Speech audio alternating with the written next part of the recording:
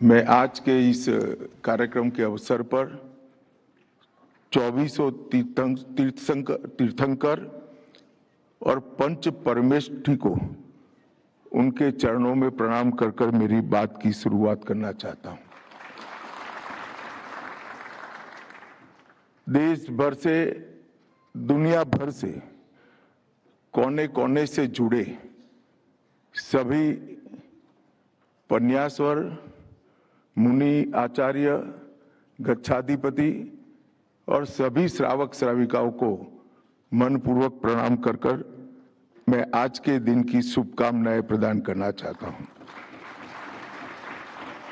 मैं जीतों को भी बधाई देना चाहता हूं, क्योंकि पूरा विश्व जब एक दूसरे को अपनी बात को सच मनवाने के लिए युद्ध पर उतारू है, उसी वक्त 9 अप्रैल के दिन यहां से शांति का नवकार मंत्र का जाप पूरे विश्व के कल्याण के लिए किया है, वो बहुत उपयुक्त है। मित्रों, ऐसे तो मुझे बोलना नहीं था, अंत में खड़ा कर दिया गया, मगर मैं जो अंत में बात करनी चाहिए वो पहले करना चाहता हूं। भारत के अंदर कई प्रकार के संप्रदाय, कई प्रकार के धर्म विद्यमान हैं और हर धर्म के अंदर मंत्रों का बहुत बड़ा महिमा रहा है। कई युवाओं से जब इंटरेक्शन करता हूं, आईआईएम में जाता हूं, कॉलेजों, यूनिवर्सिटियों में जाता हूं, तो आज का युवा बुद्धि प्रधान है, होना भी चाहिए। तो कई बार पूछता है कि मंत्र को रटने से क्या प्राप्त हो सकता है। मैं बड़े श्रद्धापूर्वक कहता हूं कि मंत्र जीवन को ऊर्ध्वगति प्रदान देता है, हमारे चैतन्य को जागरूक करता है, शुभ संकल्पों को बल देता है, और जब अनेक लोग श्रद्धा पूर्वक एक ही मंत्र का रटन करते हैं, तब न केवल उसका व्यक्तिगत, समग्र देश और विश्व का भी कल्याण होता है। अब इस बात को बुद्धि से सोचने वाले युवा स्वीकार नहीं करते हैं, तब मैंने उसको एक छोटा सा उदाहरण दिया था कि आपके घर में किसी को डायबिटीज हुआ है क्या? तो क्या हुआ है? तो कोई दवाई लेते हैं क्या आपके बुजुर्ग? तो क्या लेते हैं? तो मैंने बोला, वो दवाई से तेरी शरीर की रचना में क्या फर्क होगा वो बुजुर्ग की, आपको मालूम है क्या? कि नहीं मालूम है। फिर भी दवाई लेने से डायबिटीज में मदद मिलती है। इस मंत्र से क्या होगा वो ज्यादा मत सोचो, मंत्र का अनुसरण करो, निश्चित रूप से फायदा होगा। और कई हमारे सिद्धों ने पीढ़ियों तक, में पीढ़ियों से मतलब है गुरुओं की पीढ़ियों तक, गुरु शिष्य परंपरा की पीढ़ियों तक पूरा जीवन लगाकर हम सब संसारियों के लिए मंत्रों की रचना की है। इसको हमने श्रद्धा से इसको स्वीकारना चाहिए और उसका अनुसरण भी करना चाहिए। नवकार मंत्र के लिए मुझे एक बार सुबोध सागर महाराजा का सानिध्य प्राप्त हुआ था। अकेले थे और मैं सुबोध सागर महाराज साहब से को 2 हाथ जोड़कर विनती किया था कि मोटा साहब थोड़ी कृपा कर दीजिए, नवकार मंत्र का अर्थ समझाइए। और कुछ ही पलकों में उन्होंने मुझे पलों में नवकार मंत्र का अर्थ समझाया था। मित्रों, मैं बहुत श्रद्धा से कहता हूं कि पूर्णतः निराकार, निरपेक्ष और सार्वभौमिक प्रार्थना है। जिसमें किसी काल, जाति, क्षेत्र, धर्म इसका कोई भेदभाव नहीं है। पूरे विश्व में इस प्रकार की प्रार्थना ढूंढना लगभग असंभव है।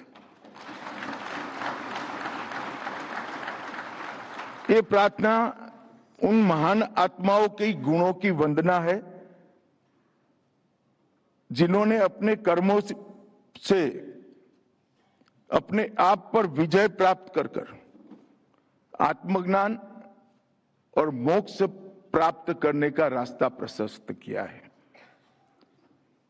इस महामंत्र में शब्द नमो का जो अर्थ है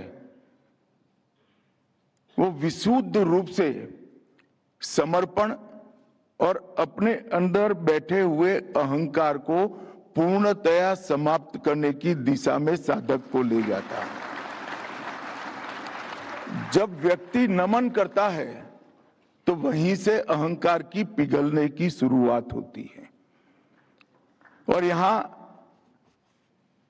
परमेष्ठियों को नमन किया है, अरिहंत को नमन किया है, सिद्धों को नमन किया है, आचार्य को नमन किया है, उपाध्याय और साधुओं को नमन किया है।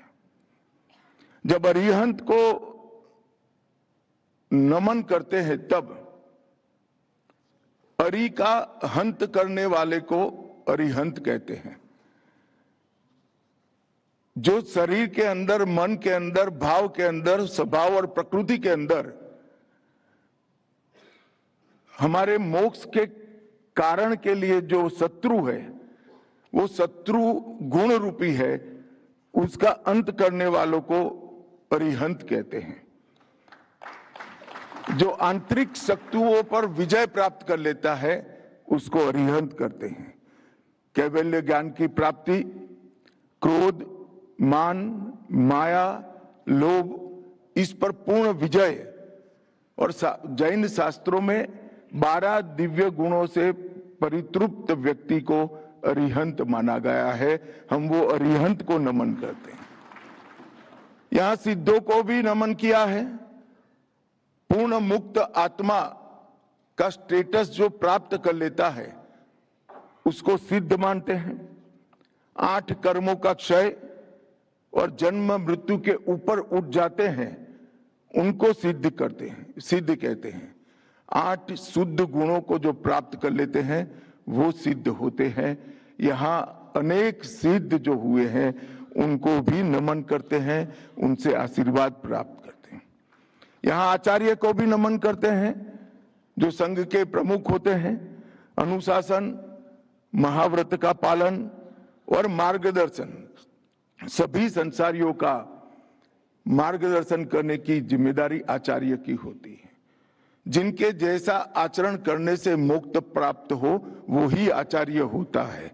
और 36 गुणों से युक्त जो व्यक्ति हो जाता है उसको आचार्य पद की प्राप्ति होती है। यहाँ उपाध्याय को भी, शिक्षक संत को भी हम नमन करते हैं। शास्त्र ज्ञान का अध्ययन और उसका प्रसार करने की जिम्मेदारी है और उनके लिए 25 गुणों की प्राप्ति करने के बाद ही वो उपाध्याय से आगे बढ़ सकते हैं।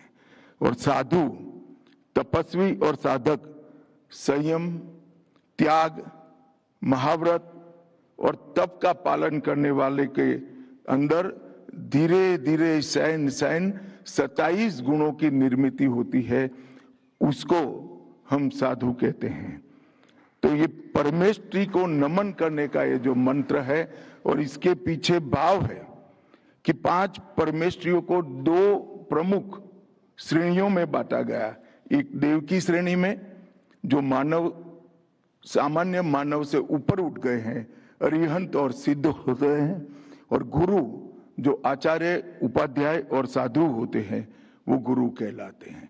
ये दोनों श्रेणियों की 5 प्रकार के विशिष्ट व्यक्तियों को नमन कर उनके गुणों को उनसे प्राप्त करने का आशीर्वाद मांगना, वो ही नवकार मंत्र का मूल सिद्धांत है।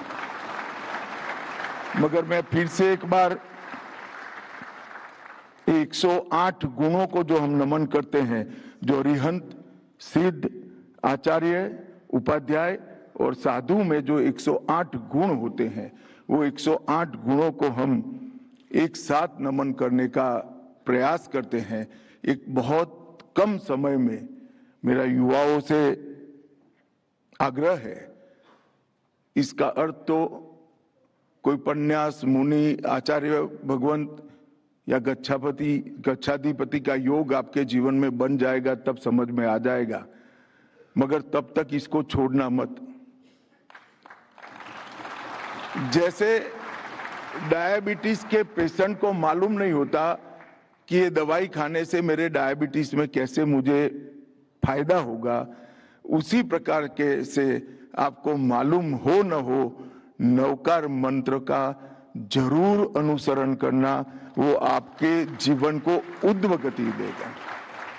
और हजारों वर्षों तक 24 तीर्थंकरों और उनके अनुयायियों ने ये मंत्र की रचना करने में लगाए हैं।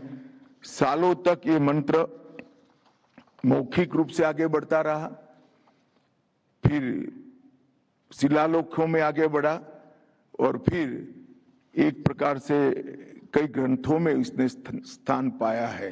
ये मंत्र को आगे बढ़ाने का जीतों का जो प्रयास है, वो उसको मैं मन पूर्वक साधुवाद देना चाहता हूं, क्योंकि आपका ये प्रयास आने वाली पीढ़ियों के जीवन को दिव्य और ऊर्ध्व गति देने में बहुत बड़ा योगदान करेगा।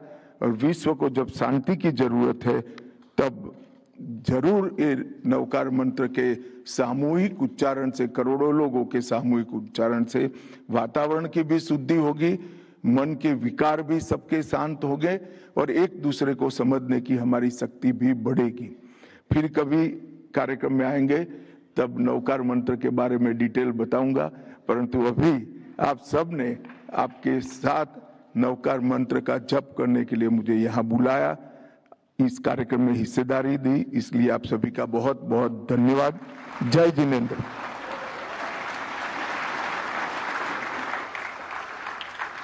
इस पावन अवसर पर आपकी गरिमामय उपस्थिति और प्रेरणादायी वाणी ने इस आध्यात्मिक वातावरण को नई ऊर्जा और दिशा प्रदान की है। अब आज के इस ऐतिहासिक आयोजन के औपचारिक आभार ज्ञापन के लिए मैं सादर